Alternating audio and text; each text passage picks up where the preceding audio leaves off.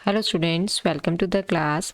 अब तक हमने बेसिस एंड डायमेंशन में पढ़ा कि एग्जिस्टेंस थ्योरम और extension theorem they are two most important theorems of the chapter. Existence theorem states that कि कोई फाइनाइट डायमेंशनल अगर हमारे पास वेक्टर स्पेस है तो spanning set contains a basis.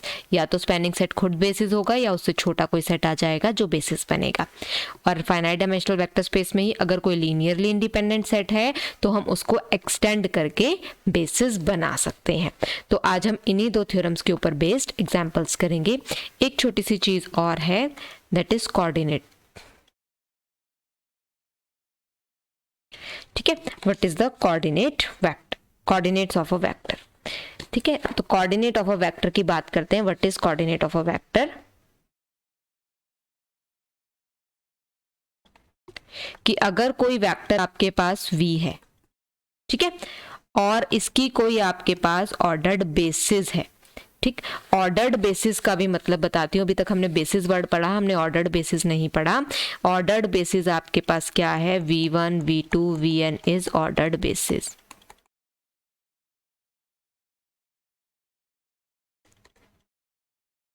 ठीक है, तो हम v को डेफिनेटली अगर ये बेसिस है तो लीनियर कॉम्बिनेशन में लिख सकते हैं a1 v1 a2 v2 plus and so on an vn। तो हमने एक आपके पास कोऑर्डिनेट्स लिखे। कोऑर्डिनेट क्या है? a1 a2 an। This is called the coordinate. ठीक है, so this is called the coordinates of vectors. This v relative to the basis v1 v2 vn। कि इसको लीनियर कॉम्बिनेशन में लिखो बेसिस के, तो जो स्केलर्स आएंगे they are called the coordinates. ठीक, अब what is the meaning of ordered basis? देखो, हमने कहा कि हम कोई भी बेसिस निकाल सकते हैं किसी भी वेक्टर स्पेस के लिए अगर वो फाइनाइट डायमेंशनल है तो। अब बेसिस में आपके पास अगर n नंबर ऑफ एलिमेंट्स उसकी डायमेंशन है तो बेसिस में n नंबर ऑफ एलिमेंट्स होंगे। हमने उसको एक सीक्वेंस में लिख दिया, एक पर्टिकुलर सीक्वेंस में लिख दिया। सपोज मैंने एक सेट लिया, सपोज 1 0 0 0 1 0 0 0 1। आपको पता है कि ये जो सेट है ये किसकी बेसिस बनता है? R3 की बेसिस बनता है ओवर R। ठीक है, आपने लिखा हुआ है ना कि ये सेट लीनियरली इंडिपेंडेंट है। लीनियर इंडिपेंडेंस में भी आपने चेक किया कि सेट इंडिपेंडेंट भी होता है, और कोई भी R3 का वेक्टर ले लो वो इनके लीनियर कॉम्बिनेशन में भी आता है। तो this set is a basis. अब इस सेट में ये मेरा v1 हो गया, इसको वैसे पर्टिकुलरली e1 लिखते हैं, इसको e2 लिखते हैं, इसको e3 लिखते हैं। ठीक है, इनके नेम होते हैं e1 e2 e3। तो ये e1 e2 e3 है, लेकिन मैं सेट को ऐसे भी तो लिख सकती हूँ e2 e3 e1। This is also a basis. भाई ये तीन एलिमेंट बेसिस बना रहे हैं, मैं पहले ये लिख रही हूँ या पहले ये लिख रही हूँ, क्या मैटर करता है? कोई मैटर नहीं करता। तो बेसिस तो ये भी बेसिस है, e1 e2 e3 e2 e3 e1 भी बेसिस है। बट जब मैंने कहा ऑर्डर्ड बेसिस है तो इसका मतलब मैंने इसको एक सीक्वेंस में लगा दिया, चाहे e2 e3 e1 ही लिख दिया। Now this is ordered basis, तो हम एलिमेंट्स को इसी सीक्वेंस में लिखेंगे, हम सीक्वेंस नहीं चेंज करेंगे।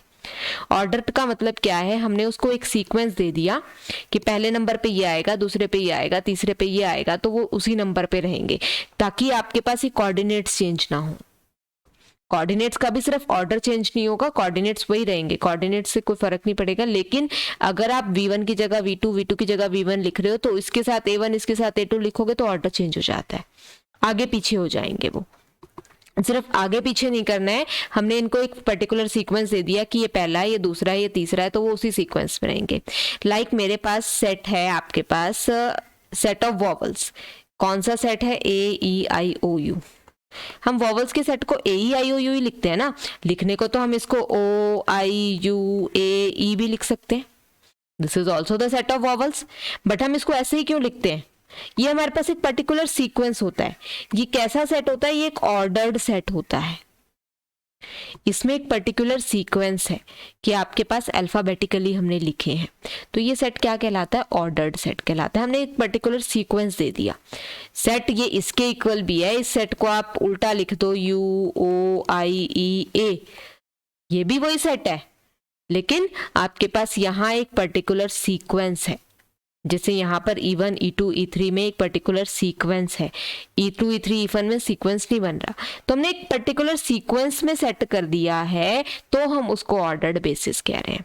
I hope this thing is clear कि हमने क्या किया है कि जो बेसिस एलिमेंट्स है V1 V2 Vn इनको हमने एक सीक्वेंस में सेट कर दिया कि ये पहला है, दूसरा है, तीसरा है, चौथा है। हम इसका सीक्वेंस चेंज नहीं करेंगे, हम इनको आगे पीछे नहीं करेंगे, ठीक है। तो एक छोटा सा एग्जाम्पल करते हैं। हमने एक वेक्टर लिखना है -1 2 3 4 को। ऑर्डर्ड बेसिस क्या है हमारे पास? बी बेसिस है 0 1 1 0 0 0 1 1 1 0 0 1 एंड 0 1 0 0, ठीक है। 4 टपल्स है ना, 4 टपल्स हैं, तो आपके पास कितने एलिमेंट्स आएंगे बेसिस में? 4। इस एलिमेंट को इस बेसिस के लीनियर कॉम्बिनेशन में लिखना है, तो लिख देते हैं।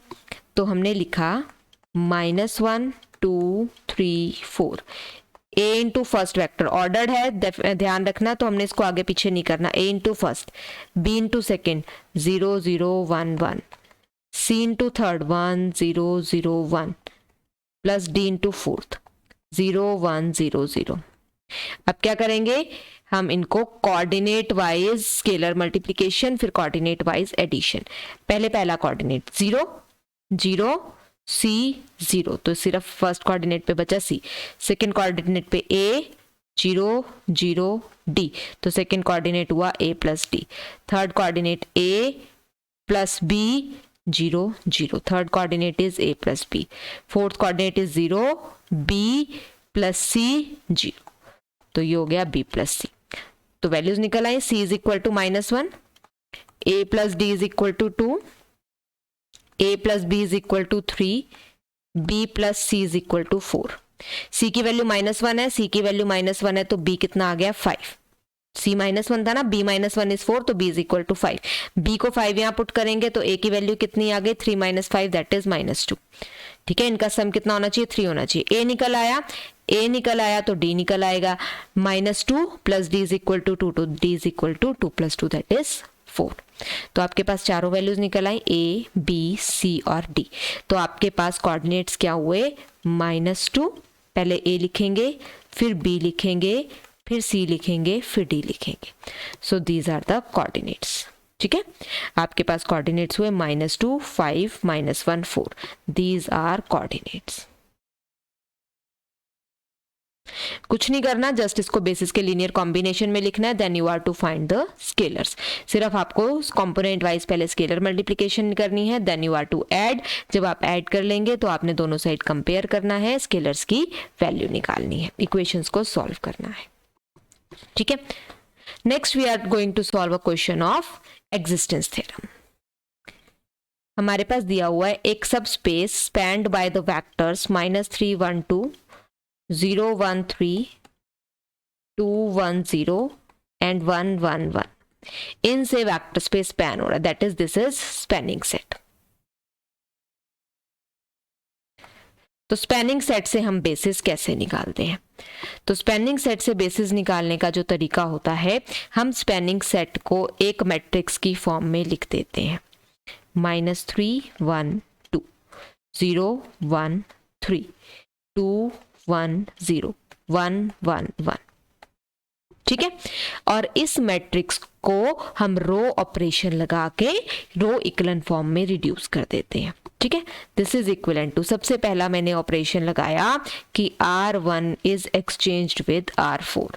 मुझे यहाँ 1 बनाना था, बजाय कि मैं -3 से डिवाइड करने के मैंने ये वाली रो एक्सचेंज कर दी, तो ऊपर होगी 1 1 1। Second row as it is है 0 1 3। Third row as it is है 2 1 0।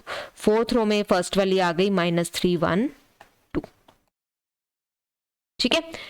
नेक्स्ट स्टेप क्या करेंगे? हम ये 2 और -3 को 0 बनाएंगे। दिस इज इक्विवेलेंट टू, मैंने क्या ऑपरेशन लगाया? R3 changed with R3 - 2 times R1 and R4 changed with R4 + 3 times R1, यानी कि ये 3 3 3 यहाँ पर नीचे ऐड हो जाएगा, तो +3 +3 +3, इसमें -2 हो जाएगा, -2 -2 -2। तो ये बना 1 1 1 0 1 3। 2 - 2 इज 0, 1 - 2 इज -1, 0 - 2 इज -2। ये 3 -3 + 3 0, 1 + 3 इज 4, 2 + 3 इज 5। हो गया first column set. Then we are to set the second column. First वाला 1 1 1 0 1 3. अब इसमें क्या करना है, मुझे R3 को चेंज करना है R3 प्लस R2. मुझे इसको इस वाली रो से चेंज करना है ना, फर्स्ट वाली तो अब छेड़नी ही नहीं. और इसमें क्या करना है, R4 में R4 is changed with R4 minus 4 times R2, इसका 4 टाइम्स. तो पहले मैं इन दोनों को ऐड करती हूँ. -1 में 1 ऐड करना है, -2 में 3 ऐड करना है. ठीक है, 4 में इसका 4 टाइम्स, तो ये -4 -4 3 ज़ा 12. तो ये क्या बनेगा, 0 0 3 - 2 इज 1 0 0 5 - 12 कितना बनेगा, -7.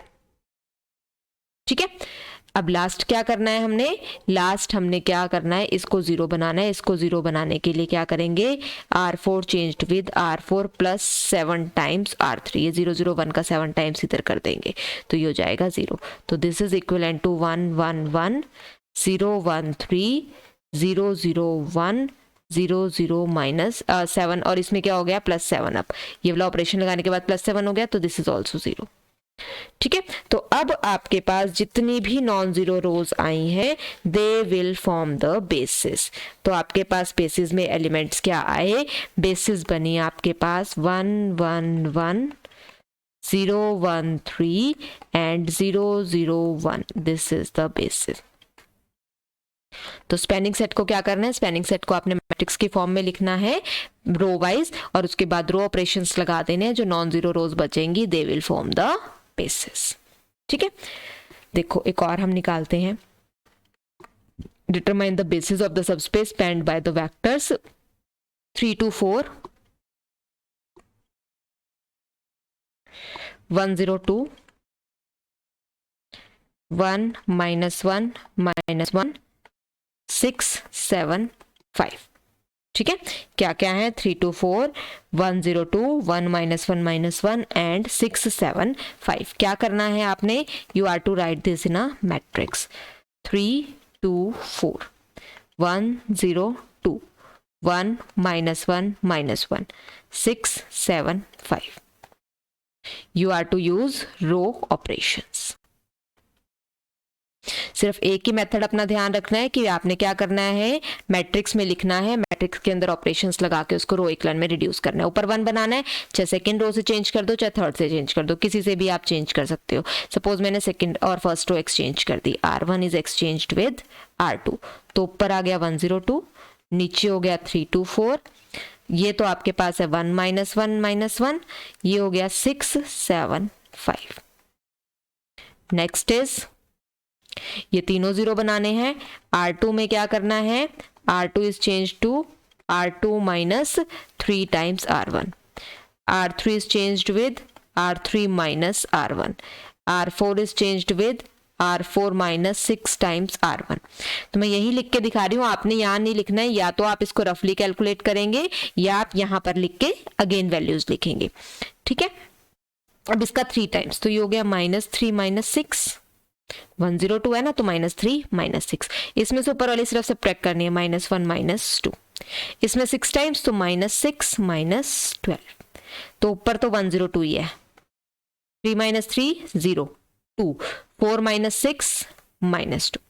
ये आया 1 -1 0 -1 -1 -2 -3. 6 -6 0 7 5 -12 is -7.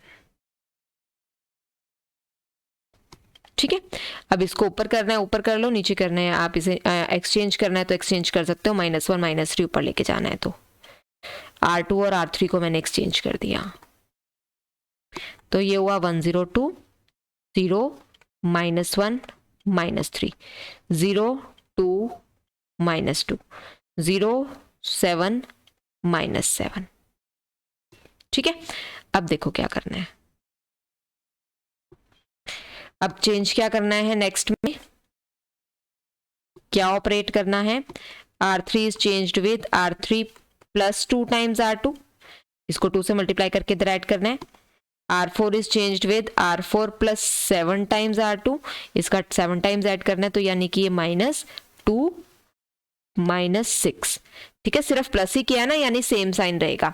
अब नीचे 7, तो ये -7 -21, 1 0 2, 0 -1 -3, 0 0 -8, 0 0 28 -28, ठीक है। अब ये आपके पास 0 बन जाएगा। R4 में क्या किया, R4 changed with R4 -28/8 into R3। इसको 28 से मल्टीप्लाई करो, 8 से डिवाइड करो, तो आपके पास 1 आ जाएगा, ठीक है। क्या बन जाएगा, 28 बन जाएगा। तो यहाँ से सब्ट्रैक्ट कर देंगे तो आपके पास ये 0 बन जाएगा। सो दिस इज इक्विवेलेंट विद 102 0 -1 -3 0 0 -8 0 0 0, ठीक है। यहाँ पे इक्विवेलेंट लगता है, यहाँ पे इक्वल के साइन नहीं आता। तो कितने आपके पास नॉन जीरो रोज आई हैं, 3 नॉन जीरो रोज आई हैं। सो इसका मतलब जो इसकी बेसिस बनेगी वो बेसिस क्या बनेगी, बेसिस सेट मैंने लिख दिया 102 0 -1 -3 0 0 -8, ठीक है। अब एक बात यहाँ पर ध्यान से सुनो, इट मे बी कि आपका जो सेट है, जो बेसिस आई है, दैट में डिफर। आपको पता है कि आपके पास एक से ज़्यादा बेसिस आ सकती हैं, लेकिन आपको ये भी पता है कि अगर बेसिस में, एक बेसिस में 3 एलिमेंट है तो दूसरी में भी 3 एलिमेंट होंगे। So if you are getting here same number of elements, suppose आपके पास क्वेश्चन में कुछ और आ रहा है, कोई और बेसिस आपको आंसर में दी हुई है, बट यहाँ पर आपके पास उतने ही एलिमेंट्स आ रहे हैं जितने वहाँ दिए हुए हैं, तो आपका आंसर करेक्ट है। Provided set must be linearly independent and your calculations are not wrong, ठीक। तो नंबर ऑफ एलिमेंट्स अगर आपके यहाँ पर 3 है और वहां पर भी 3 ही आ रहे हैं, तो योर आंसर इज राइट। जो आपने बेसिस निकाली है वो भी उतनी ही ठीक है जितनी किसी और मेथड से निकाली गई बेसिस ठीक होगी, ठीक है। तो ये बात ध्यान रखना कि आपने अपना एक ही मेथड रखना है, आपने मैट्रिक्स में रिड्यूस करना है, मैट्रिक्स से आपने रो इक्विवेलेंट फॉर्म बनानी है। रो इक्विवेलेंट फॉर्म को, जो नॉन जीरो रोज होंगी रो इक्विवेलेंट फॉर्म में, वो आपकी बेसिस बनाएंगी। ये तो हुआ आपका एग्जिस्टेंस थ्योरम का। अब बात करते हैं एक्सटेंशन थ्योरम की। हमें एक सेट दिया हुआ है 0 1 2 2 -1 4। हमने इससे बेसिस बनानी है R3 की। तो हमें पता है कि R3 की बेसिस में 3 एलिमेंट्स होंगे क्योंकि इसकी डायमेंशन 3 है। तो हम एक सेट फॉर्म करते हैं। हमने इसके S सेट ले लिया 0 1 2 2 -1 4 1 0 0 0 1 0 0 0 1। मैंने स्टैंडर्ड बेसिस यहां पर ऐड कर दी। R4 होगा, आप R4 ले सकते हैं, डजेंट मैटर, ठीक है। तो आपने क्या करना है, स्टैंडर्ड बेसिस के एलिमेंट्स यहां पर डाल दिए। This is called the standard basis. अब आपको इसमें से, आपको पता है कि डायमेंशन कितनी है, 3 होगी। तो इसमें से जो 3 लीनियरली इंडिपेंडेंट वेक्टर्स होंगे वो आपने उठाने हैं। सपोज मैं फर्स्ट सेकंड, ये तो लेने ही लेने हैं, इसके साथ सपोज मैं ये वाला उठा लेती हूँ। तो देखते हैं इंडिपेंडेंट बनते हैं कि नहीं। A into 0 1 2, B into 2 -1 4, C into 0 1 0 is equal to 0, ठीक है। निकालते हैं 0 2B और C। A -B plus C, 2A plus 4B और यहाँ पे है 0 इक्वल टू 0। वैल्यूज पुट करें, 2B is equal to 0, A minus B plus C is equal to 0, 2A plus 4B is equal to 0। पहले से क्या आया, B 0, B यहाँ पे 0 करेंगे तो यहाँ से आ जाएगा A 0, A और यहाँ 0 करेंगे तो C 0। A B C तीनों 0 आ गए। अगर तीनों A B C 0 है तो सेट कैसा है, सेट इज लीनियरली इंडिपेंडेंट। अगर सेट लीनियरली इंडिपेंडेंट है तो ये और ये 3 मिलके क्या बनाएंगे, बेसिस बनाएंगे R3 की, ठीक है। तो आप कोई भी ले सकते हो, आपको जरूरी नहीं है आपने फर्स्ट ही लेना है, आप सेकंड देखो, थर्ड देखो, आप कोई भी ले लीजिए। आपके पास सेट लीनियरली इंडिपेंडेंट आना चाहिए, और अगर सेट लीनियरली इंडिपेंडेंट है then it is a basis. Next एक और क्वेश्चन हम सॉल्व करते हैं। हमारे पास एक सबस्पेस W है R4 का, which is generated by the set 3 8 -3 -5 1 -2 5 -3, ठीक है, एंड 2 3 1 माइनस 4। W इससे स्पैन हो रहा है, जनरेट हो रहा है। ठीक है, ये सिर्फ स्पैनिंग सेट दिया हुआ है, जनरेटेड बाय दिया हुआ है, हमें लीनियरली इंडिपेंडेंट या बेसिस नहीं दिया हुआ, हमें कहीं ये वर्ड नहीं लिखा कि दिस सेट इज बेसिस। तो W इससे जनरेट हो रहा है, मुझे W की बेसिस निकालनी है, find the basis and dimension of W। तो मुझे पता है कि बेसिस निकालने के लिए क्या करना होता है, ए मैट्रिक्स लिखनी है, 3 8 -3 -5, 1 -2 5 -3, 2 3 1 -4। सबसे पहले फर्स्ट और सेकंड रो को इंटरचेंज करना है, 1 -2 5 -3, 3 8 -3 -5, 2 3 1 -4। क्या ऑपरेशन लगाया, R1 is exchanged with R2। Next is आपने 3 और 2 जो पहले कॉलम में उनको बनाना है 0।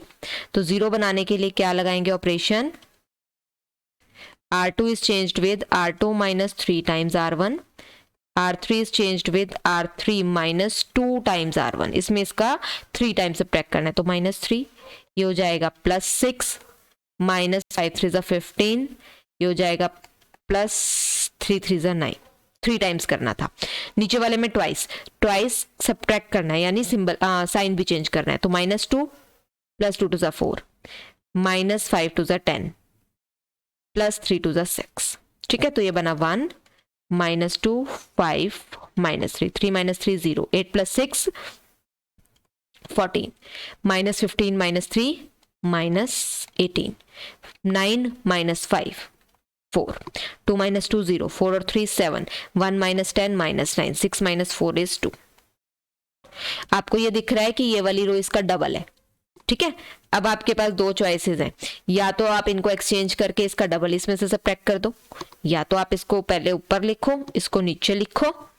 ठीक है, और उसके बाद इसका डबल ऊपर से सब्ट्रैक्ट कर दो, या हम क्या करते हैं, R3 में से सब्ट्रैक्ट कर देते हैं, R3 minus half of R2।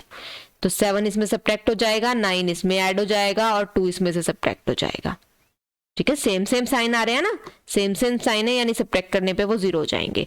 तो ये बना 1 -2 5 -3 0 14 -18 4, और ये हो गया 0। सो दिस इज अ बेसिस। अगर आप इनको एक्सचेंज करके डबल सब्ट्रैक्ट करते तो बेसिस क्या बन जाती, अभी देखो मैंने बेसिस क्या निकाली है, अभी मैंने बेसिस निकाली है 1 -2 5 -3 0 14 -18 4। ठीक है, ये मैंने बेसिस निकाली है। अदरवाइज क्या हो जाता है, दूसरा वेक्टर 0 7 -9 2। तो आप कोई भी लिख लीजिए, कोई फर्क नहीं पड़ता। So now this is the basis of W। अब मुझे क्या करना है, इस बेसिस को एक्सटेंड करके V की बेसिस बनानी है, क्योंकि ये बेसिस है तो that means it is a linearly independent set. This is linearly independent set in V, तो मुझे इसको एक्सटेंड करके V की बेसिस बनानी है। तो मैंने क्या किया, consider the set S।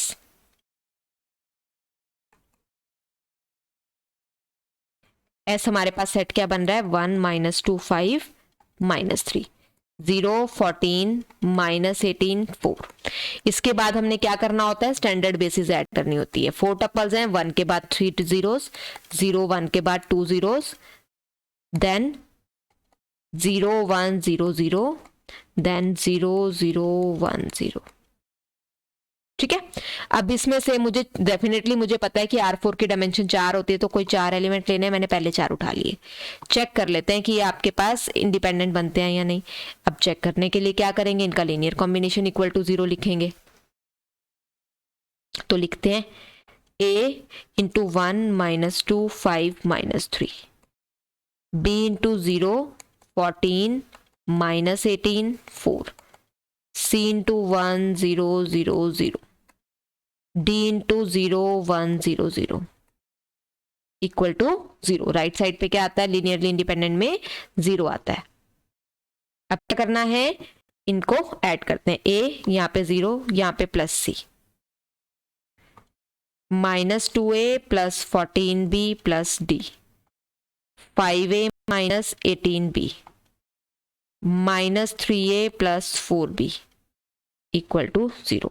Compare करें, A + C is equal to 0, -2A + 14B plus B D is equal to 0। ये आया 5a minus 18b equal to 0, minus 3a plus 4b equal to 0। क्या करें, दो इक्वेशन है ये a और b में, इनको सॉल्व कर लें पहले। तो इसको मैं क्या करती हूं, ऊपर वाली को 3 से मल्टीप्लाई, नीचे वाली को 5 से मल्टीप्लाई। तो ये हो गया 5 3 = 15a minus 54b equal to 0। ये minus 15a plus 20b equal to 0। तो ये cancel, minus 54 plus 20 is minus 34b equal to 0। तो अल्टीमेटली b 0 आ गया। b 0 किसी में भी पुट करेंगे तो a 0 आ जाएगा। ठीक है, a 0 यहां से पुट किया तो c 0। अगर आपके पास a भी 0 है, b भी 0 है, तो अल्टीमेटली d भी 0।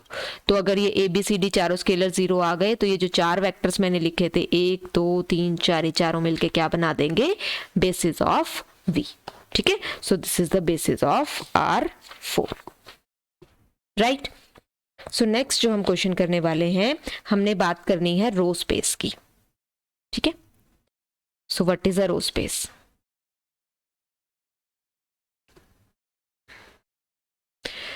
हमें बेसिस निकालनी है of the row space of the matrix. Matrix दी हुई है, मैट्रिक्स के कॉरस्पॉन्डिंग रो स्पेस की बात करनी है। मैट्रिक्स क्या है, 1 3 -1 2 0 11 -5 3 2 -5 3 1 4 1 1 5। इसके रो स्पेस की बात करनी है। रो स्पेस की बात करने के लिए हम क्या करते हैं, इस मैट्रिक्स को रो इक्विवेलेंट फॉर्म में रिड्यूस कर देते हैं। जो नॉन जीरो रोज होंगी वो नॉन जीरो रोज जो है वो रो स्पेस को जनरेट करेंगी। रो स्पेस मतलब रो से जनरेट होने वाला वेक्टर स्पेस। तो रो इक्विवेलेंट फॉर्म में हमें जस्ट इसे रिड्यूस करना है। तो क्या करना है, पहले R3 वाला 0 बनाना है। तो R3 - 2 times R1, R4 is R4 - 4 times R1। तो इसका ट्वाइस, तो -2 -6 +2 और ये -4। ठीक है, इसका 4 टाइम्स, -4 -4 3 = 12, ये +4 हो जाएगा क्योंकि माइनस ऑलरेडी था, और यहाँ पे 4 2 = 8, तो -8। क्या बनाइए, 1 3 -1 2 0 11 -5 3 0 -11 3 + 2 is 5 1 - 4 is -3 4 - 4 0 1 - 12 is -11 1 + 4 is 5 5 - 8 is again -3। ठीक है, देखो क्या करना पड़ेगा आपको, R3 में और R4 में R2 ऐड करना है। सिंपल, आपने क्या करना है, R3 is changed with R3 + R2, R4 is changed with R4 + R2। तो ये किसके इक्विवेलेंट हो जाएगा, 1 0 0 0 3 11 0 0 -1 -5 0 0 2 3 0 0। तो रो स्पेस क्या होगा, इन दो वेक्टर से जनरेट होने वाला स्पेस। ठीक है, so this is called the row space, right. अगर आपको कॉलम स्पेस निकालना है तो आप मैट्रिक्स का ट्रांसपोज लेकर उसके बाद उस पे रो इक्विवेलेंट फॉर्म में रिड्यूस कर सकते हैं। ठीक है, आपको देखो एक क्वेश्चन बताती हूँ। मैट्रिसेस हमें 2 दी हुई हैं। This is about identical spaces. Identical spaces वो होते हैं जो आपके पास सेम आ जाते हैं। ठीक है, कि दोनों की जो बेसिस हैं एक दूसरे को जनरेट कर देती हैं। देखो हमें दोनों का कॉलम स्पेस सेम करना है। ए मैट्रिक्स है आपके पास 1 1 1 3 4 1 10 6 18। ठीक है, और बी क्या है आपके पास, 1 - 2 7 4 - 6 24 3 - 4 17। हमें यह बताना है कि दोनों का जो रो स्पेस आता है वो सेम है। दोनों का जो कॉलम स्पेस है वो सेम है। दोनों का अगर मुझे कॉलम स्पेस निकालना है तो मैं क्या करती हूं, मैं इनके ट्रांसपोज का रो स्पेस निकाल देती हूं। ठीक है, तो मैंने ए का ट्रांसपोज लिखा। First row will be converted to first column, second row first row 1 3 10 Second row is 146 will be converted to second column 146. Third row is 1118 तो ये हो जाएगा 1118. ठीक है, क्या करना है सबसे पहले, सेकेंड रो में R2 में से क्या करना है, R2 minus 3 times R1, R3 minus R3 changes to R3 minus 10 times R1, तो ये हो जाएगा 111 minus 3 minus 3 1 minus 3 minus 2 minus 10 10 minus 10 0 6 minus 10 minus 4 और 18 माइनस 10 इज 8. ठीक है, देन आपको क्या करना है, R3 में से क्या चेंज करना है, R3 प्लस 4 टाइम्स R2, इसका 4 टाइम्स इधर ऐड करना है, इसका 4 टाइम्स क्या हो गया प्लस 4, इसका 4 टाइम्स क्या हो गया आपके पास 8, तो ये माइनस 8, तो ये 0 0 हो गया. So this is equivalent to 1 1 1 0 1 minus 2 0 0 0. तो ये इन दोनों से जनरेट होगा इसका रो स्पेस. अब ऐसे ही हम बी मैट्रिक्स का रो स्पेस निकालते हैं. ये बी मैट्रिक्स है, बी मैट्रिक्स का पहले ट्रांसपोज लिखते हैं, 1 माइनस 2 7.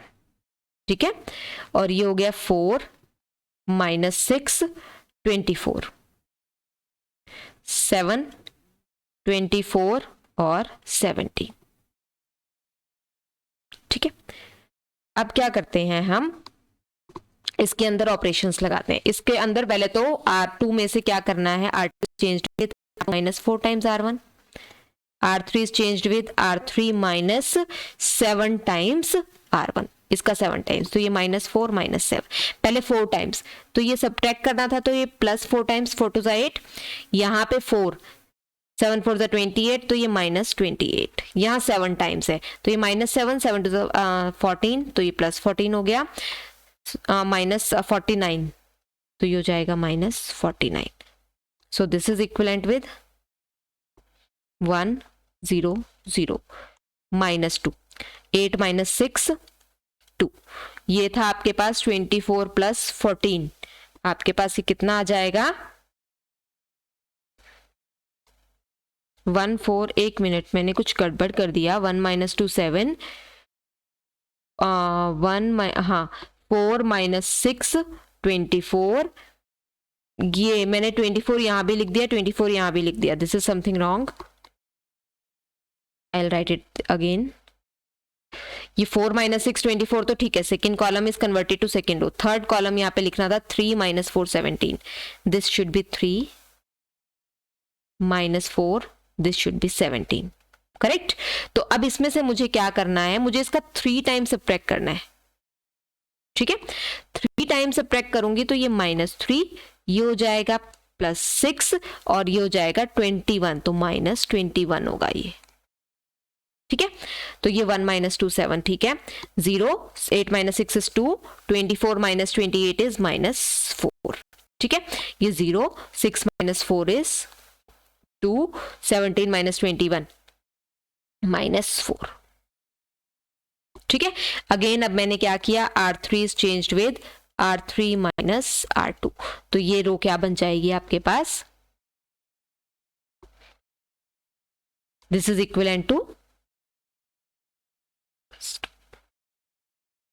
1 0 0 minus 2 2 0 7 minus 4 0. ये तो 0 आ गया.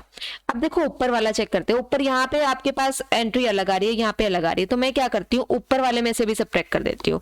मैंने क्या चेंज किया, R1 changed with R1 plus R2, यहाँ भी मैंने यही चेंज किया, R1 changed with R1 plus R2, यहाँ पे 2 टाइम था तो मैंने R2 ऐड कर दिया. सो ये किसके इक्विवेलेंट हुआ, ये इक्विवेलेंट हुआ 1 0 0, ये 1 माइनस 2 तो ऐड था, ऊपर इसको सब्ट्रैक्ट करना है, 1 माइनस 1 इज 0, ये 1 माइनस माइनस 2 यानी 1 प्लस 2 दैट इज 3.